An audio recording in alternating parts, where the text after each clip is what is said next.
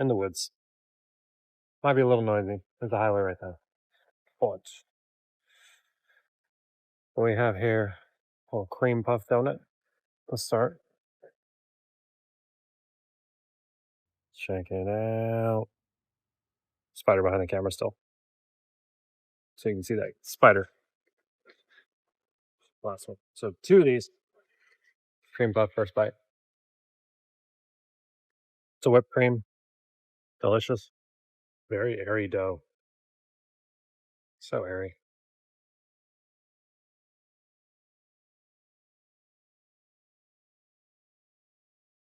Flaky. Good texture. That midsection. Polish this off real quick. Now, for the pretzel, it's like a braided. Yeah, I know I have cream all over my hands.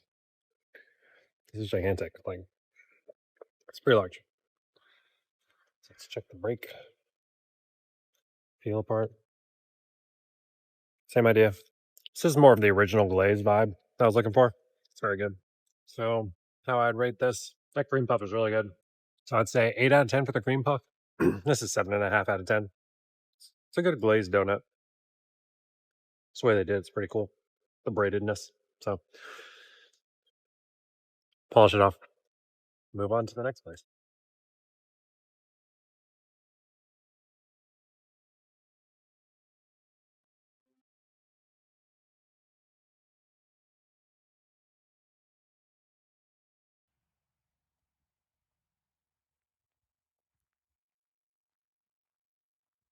So we're on a journey to Portland, Maine, with no timeline necessarily, trying to camp in spots along the way, eat lots of good food, do lots of good hiking, and that's really it.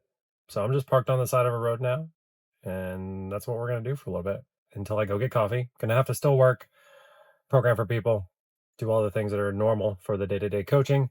Maybe might do some exercise, might not, just depends on what works out. So going with the flow, trying to get as many experiences in as possible and seeing new things. So, come along, won't you? Very good.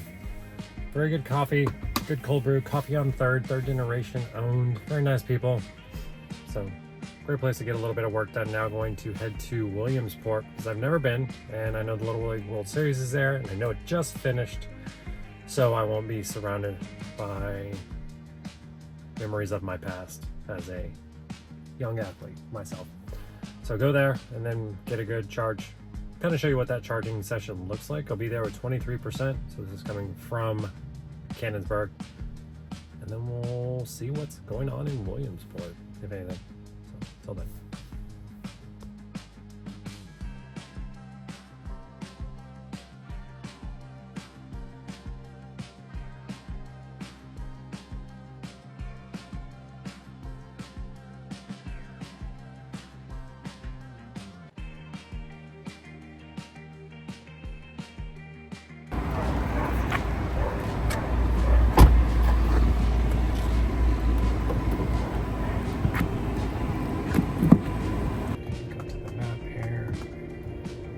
Chargers.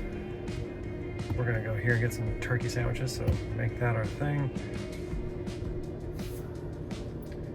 And then it plugs that into the route. It'll give us upon arrival 30%. This is where we're gonna do a deeper charge, eat some food, and then get to a campsite and hopefully get some hiking in. So something that's interesting, wanted to touch on. So $6.28 for simplicity math, let's call it $6 for about 15 kilowatts. Those 15 kilowatts were getting me about 4 miles per kilowatt. So that would be about 60 miles for 60 bucks. $6 for 60 miles. Equivalent gas at this price, this would be super highest end octane, so it's about $4 a gallon at that Sheetz. With that $4 a gallon at that Sheetz, if you were getting 20 miles per gallon, you'd be paying about $12. So that would be the equivalent price difference. About half the price for equivalent fuel for equivalent vehicle and traveling equivalent distance, for those that are curious what it is for supercharging miles right now. All right, made it to Frybros Turkey Ranch. So see how that goes. Going to leave the car on the charger. I'll probably be up to full charge and then head over to the campsite. Gonna get a hike in. Definitely gonna get a hike in. Check-in is at 3. It's 1:23. So give us a little bit of time to eat, consume, get fully charged, to have enough battery for the night, and get out there. So photos to be presented in a sequential form, also known as videos soon. Right, so it is about 35 minutes later, went from 32% to 88% battery. That is gonna be plenty. That gives us about 249 miles of range. Total cost on that was $16.64. So we're cruising around like $24, $22, something like that. I don't know, not gonna be able to keep the running total. But that turkey sandwich, pretty good. Pretty good. Stuffed full of protein. So my considerations for that one, I was trying to get the most lean sources. I could ask for no mayo, but no fun in that. But definitely got enough protein. So there was turkey in that, there was ham in that, a little bit of protein in that bun casserole. But you can see it was filled up. Chips were good. So not a bad thing for like 14 bucks. Going to Walmart, getting water, lots of water, probably some baby wipes, because you never know if you'll be able to shower. So it's always good to have a baby wipe shower. All right, we'll check in once we get to the hiking at the campsite.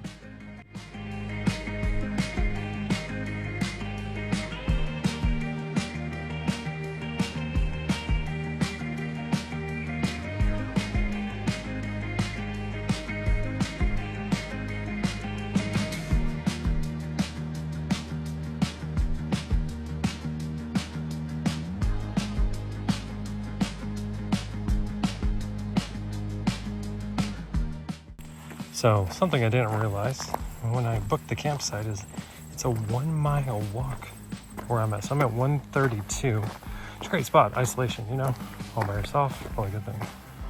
But it's so far from everything else. So that's where I'm walking now. That's 1 mile to explore everything. But also the trailhead is over there too. So everybody knows I love a good pun and a rhyme. But on a cornhole. And I hear you. I hear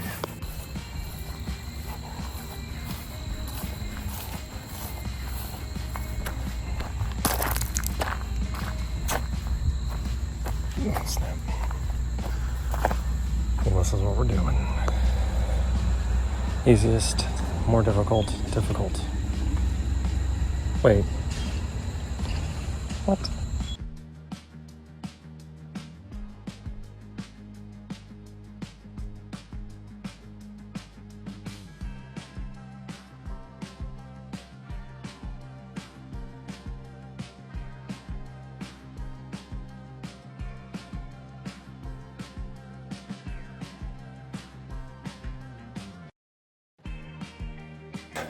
So I wasn't sure on the denseness and isolation out here, but pretty isolated. So what we're gonna do on that trail is just go up to the peak, which is like 2,100 feet approximately, and then come right back down.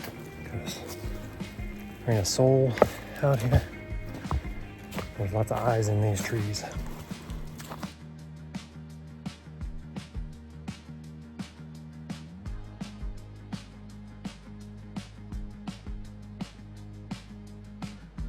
Well, it's getting too dense, it's too overgrown, so that's unfair. Something very similar happened like this last year in Ohio Pile. You can ask Ivy about that one. But maybe wait until fall kills all the trees, kills everything, and come back out here for this type of trip. But nice trail, good elevation. So heading back. Nice little walk. Decided not one to tie. Also, it looks like there's rain coming over this hill. Dirt, some bugs, and dirt, some bugs, and dirt, some bugs. So, almost 400 calories, almost 321 feet of elevation gain. Interesting facts there. Not sure what we're gonna do, maybe watch some Netflix in the car. So we'll go from there. Bear, or a lion. Maybe not the best thing. Mountain lion, Nittany lion, cougar, puma, whatever. Carolina panther, Florida panther, all the panthers. I don't know why all the animals are teams, mascots. I understand that. I understand Spanish. Pet is mascota, but what came first? The mascot or the mascota? Interesting. Things you think about. Well, things I think about. I realized that I really needed to get a shower in after I went through the woods and saw a tick on me, so don't want to sleep in the car with ticks floating around. That's never a good vibe. So washed those off and felt fresh now. Definitely recommend if you go to a campsite, go to one with a shower or a fresh body of water, especially if you're going to be in the woods. Especially if you're going to be solo, don't have a friend to pick the ticks off your body. I think that's got to be a prerequisite for a good friendship. Don't mind the wet hip. If your friend won't pick ticks off of you, I wouldn't even use the word friend. Maybe foe. If they want you to get Lyme disease, there's no way that you're a friend. These are the facts. All right, so now driving back to that 1 mile to post up for bed, probably, and it is 5:47 p.m. Probably take my time falling asleep and then wake up maybe 2 a.m., 3 a.m., see how it goes. And that's the plan. So there's a little bit of driving, a little bit of hiking, a lot of bit of food, cool places, seeing new spots, and now get as much good shut-eye as possible because it looks like there's storms coming through. So see how good they'll be to watch in the glass roof.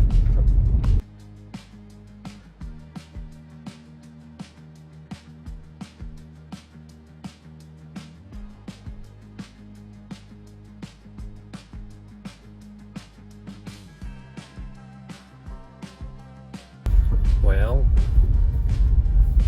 1:22 a.m. Fell asleep at like 7, and then woke up off and on, so a little over 6 hours, we'll say, but 4:30, 4.5 to probably 6 hours of sleep. So I'm just gonna kind of go from here. There's the idea of banking sleep. So if you know you're going to do something that's going to probably tax your sleep, then you put some sleep hours in the bank, the biological bank of wherever you are, and you'll have to take some withdrawals. I'm not feeling too broke from this bank right now, but we're definitely not as rich as we once were. Get driving, see if there's anything for breakfast. I know there's a Planet Fitness, it's 24 hours, maybe stop there. Hit a little bit of a workout and then just mosey along.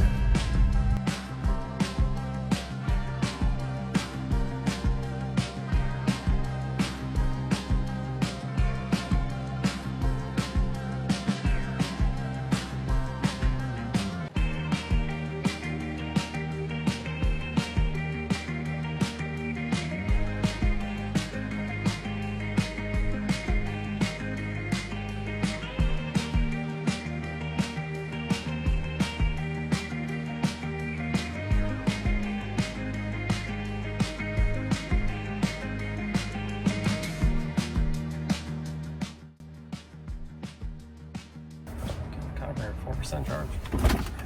4 a.m. somewhere in New York. This place is open. Dunkin's definitely not. Hopefully this place has. We don't. Oh. 2 350s, but one's unavailable. Cheap. It's a fresh car wash though. So something I just learned was indigenous tribes that walk 20 to 30,000 steps per day build in efficiencies and metabolic adaptations. So their energy expenditure becomes less because they become more efficient at walking, which is very interesting. So it makes me think about endurance athletes and how they can do some of the things they do, which seems like thermodynamically impossible, but because they aren't actually using as much energy as someone who's brand new to it and hasn't built in the efficiencies. I guess you can tell really well when you're swimming. Like when you swim to start, it's a struggle, but once you get better at it, not so much. Unless you just suck at swimming all the time. And it's always terrible. But metabolically taxing, which could be good if you're trying to burn calories. Fun fact at 4 a.m. And almost all the time. And that's how quick it is. But to answer your question, yeah, I'm a little tired. Already, we're at 32% to get there. Shoot, that's way too much already. So let's go to the next one. Add that stop. Add a trip.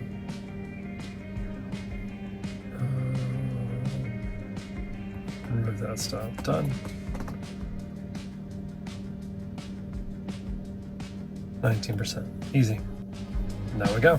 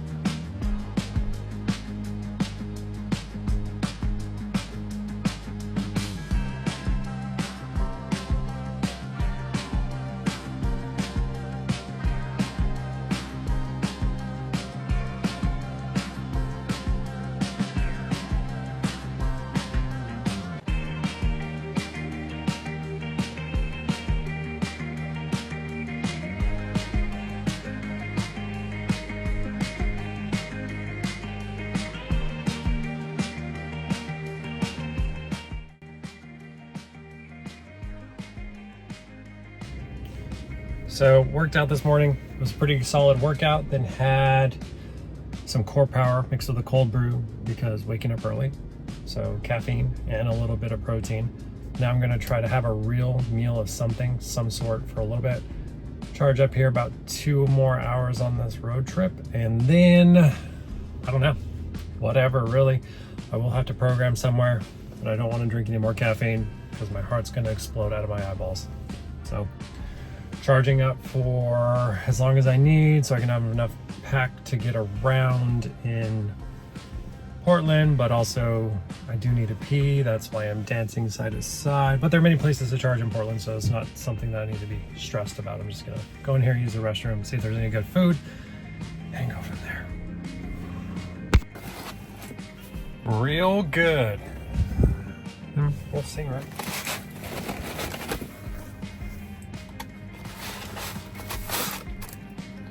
So we got double ham for protein, you know, double cheese also for protein, you know, double egg, a little bit fat, a little bit protein. It's a joke. It's mostly fat and protein. And then a croissant for fun. The croissant is fun. These are additional. Didn't even know. So consume this, give them a rating in a second. So we're actually trying something different here.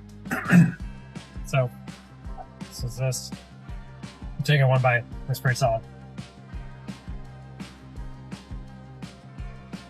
Flaky, as a croissant should be. Egg is good. Ham's grilled. Provolone. Cheese is melted. Hash brown test. Home fry. Wherever. So before when I was saying it was more protein, it's not. This is definitely fat. Good ratio. if you have a 100-calorie meal, then that, or a 100-calorie item, should have about 10 grams of protein for that. Makes it pretty easy. That makes it high protein. Anything more extreme, not very high protein. So 200 calories, 10 grams of protein, not a good ratio. And that's just to get you in the ballpark of what would be considered high protein. So check it. That's good. Really good. All right, I'm gonna polish these off, get my rating at the end. Press go. So this morning I had 2 Quest bars. They're 20 grams of protein. Then I had a 46 gram protein shake. So about 86 grams of protein. If I were to guess, there's maybe 40 grams of protein in this. So about 126 grams of protein. My daily value should be about 0.7 grams to 1 gram per pound of my lean body weight, assuming 180-ish. Is that 60-ish? Like 130-ish? Fast math. So 130-ish. But if you don't know your lean mass, one of the main rules people use is 1 gram per pound of body weight, which can be excessive. For sure. You can also use your centimeters and height. So one of the common questions I get asked is about nutrition surrounding training. If I need to have protein, or if I need to have carbs, or what should I have? You got to figure that out for whatever allows your stomach to be settled during training. But then after training, if you're doing full body resistance training, like this morning I did a lunge pattern, I did a squat pattern, a press pattern, a pulling pattern, and a hinging pattern. So full body, but the intensity wasn't very high. So I'm not too concerned about getting a lot of protein immediately following. Also because I had breakfast and I had about 40 grams of protein before that. So the main thing you want to think too is my daily value of protein high, and am I getting 3-ish meals, splitting up that protein evenly as possible. Very, very other use case scenarios that are odd would be 1 meal a day. Then I would say have your carbohydrates before your training. And then if you're going to eat protein, well, I guess that's not 1 meal a day, but have your protein immediately following that exercise. So whatever meal you're going to have should be immediately following, so that breakdown and repair process is expedited. Your body can use a lot more protein if there's a reason for it to. So you break down more muscle, more protein is needed. Break down less is needed.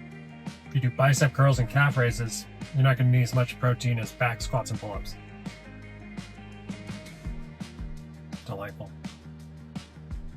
To the end.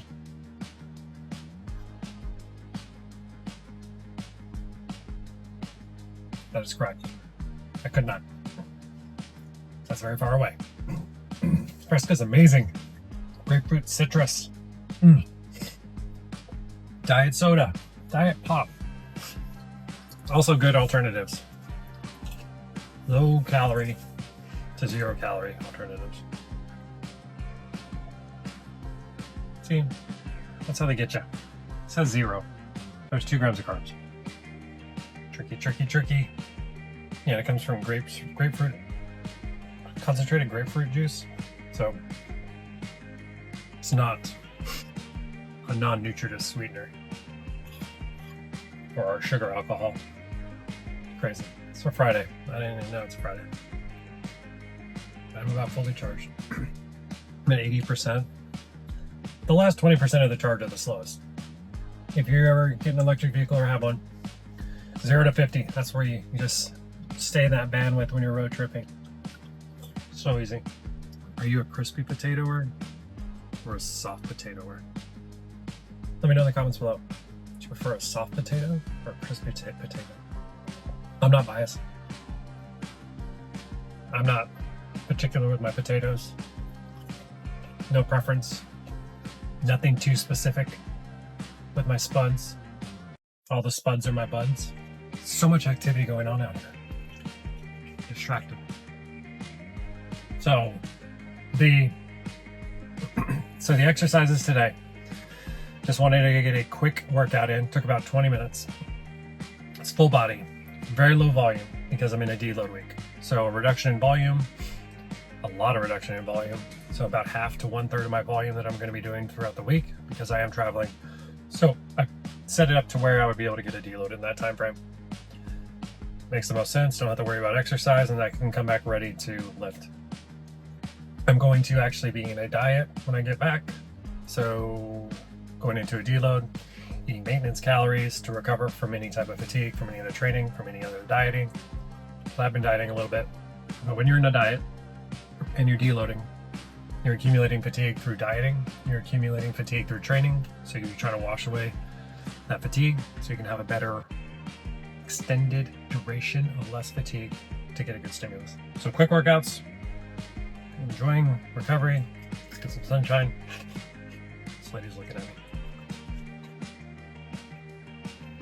I would look at me too. I'm like, this weirdo. Just trying to be a YouTube star and charges Tesla. If I were to really try to be clickbaity and try to become YouTube famous, all I would do is be shirtless. I'd do like Jesse James West, but then I'd also talk about EVs. So if you ever look up Jesse James West or Will Tennyson, they're doing the things that all the little bros do, the little micro bros like.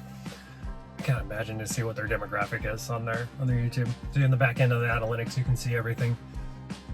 Gotta be mostly guys, and then like 18 to 24, those little bros. But that's not who I am. Nope. I'm a nerd who likes potatoes. That would be it. That'd be the YouTube. A nerd with potatoes. I'm not gonna talk to anybody anymore. This is it. I'm gonna enjoy my time away from my phone, disconnect, self-care. Last potato. Hope you learned something. I learned that at 1 a.m., people don't care at a campsite will blast you with their dually lights and force you to wake up. And then my inability to let things be inefficient prevented me from going back to sleep. So since I was awake, I felt like I had to do something, and that something was drive 10 hours. And that's where we are. So, yeah, that was close. There's no close. No close like. There's McDonald's over there. I thought about it. But then I also thought, I could get food poisoning. I mean, you can get food poisoning anywhere. But that's just all about a person who doesn't know how to wash their hands. What was I saying? See, lack of sleep doesn't allow for mental acuity. It was maybe like 6 hours. Short-term memory goes. You don't get into REM sleep, just like the end of sleep cycles. Huberman, blah, blah, blah, blah. Huberman, blah, Peter, Tia, blah, blah, blah. Peter, Tia, Huberman. Hope you learned something. I'm gonna go enjoy my weekend and go get a lobster roll. If you saw, it said roll to roll. Rolling to the roll, rolling to the roll. Roll to the roll. 678 miles so far. I'll leave some fun stats about the charging in here too. So this was annoying for you, maybe. I'm not here to judge your journey. If you found this to be fun, leave a like. If not,